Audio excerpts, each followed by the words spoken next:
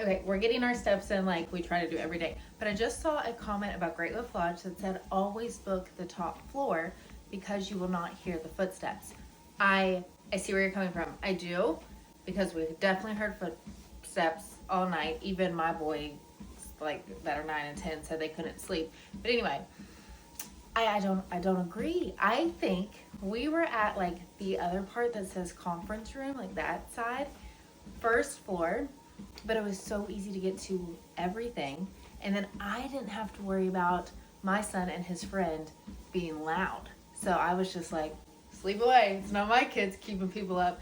And if you're on the floors where they have like the Magic Quest everywhere, it's kids constantly running through the hall. So I mean, like, pick your poison.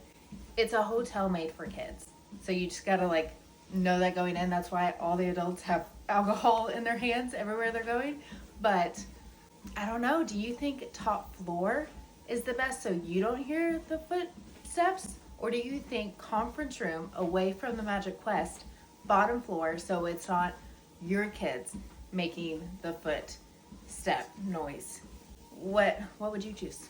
I go with conference room.